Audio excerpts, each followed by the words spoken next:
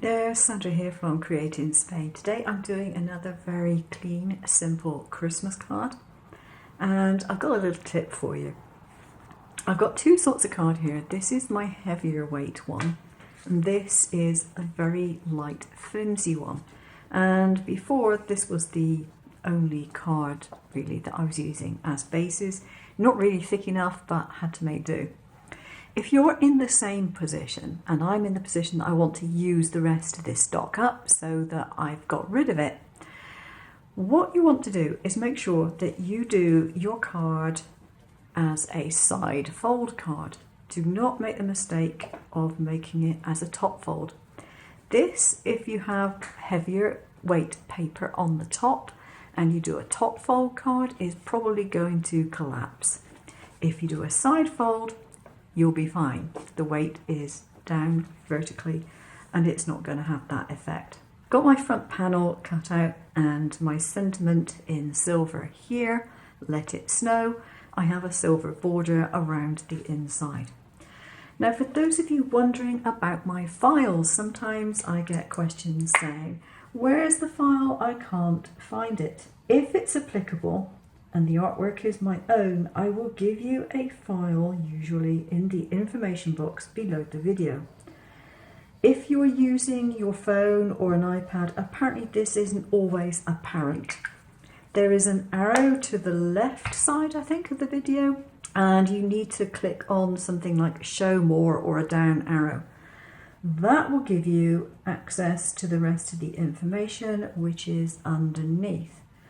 And if you scroll down to the bottom of that, you will find a Dropbox link to the file. And you can get that file to download without having a Dropbox account yourself. You don't need one. It's just a depository for different files.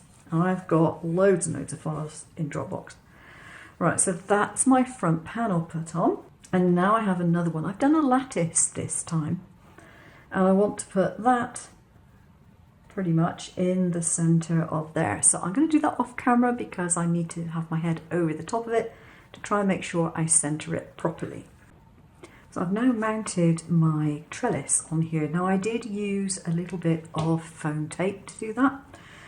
The secret with doing very thin strips of foam tape, if you've got something which is thicker, as I have here, is to take a strip and to apply it to some vinyl backing and then to use a guillotine to cut thin strips. It's a lot easier than trying to do it with scissors, believe me. You can do it with scissors, but you know, for straight strips, that is just so much easier.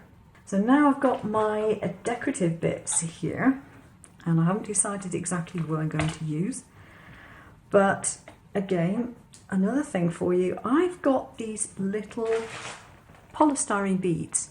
I bought them, they were cheap, I thought they would be fun to use, and then thought, what am I going to use them for? I've cut out a piece of mistletoe that I drew, and I've applied some little white beads to this mistletoe to act as my decoration. Now, if you were to stick on a whole bead, it would look a bit off. So what you want to do is to take a sharp knife and cut the beads in half, like I've done here, and then not a problem. So I'm just going to play around with the positioning and see if I want to put my holly leaves on as well. I hadn't decided whether I was going to do that or whether it was just going to be the mistletoe. Let's put some beads on here just to get a rough idea of what it would look like. I think it's going to be one or the other. I think to have both on ruins it. So I'm going to tip my holly leaf off, and I'm going to put some glue on the back of here to stick this on instead. And then my card is, I think, pretty much done. And just pop that in place. And there we have it. My card is completely nutty done. Clean, simple, easy to do. And I just like the white on white with just that little flash of silver.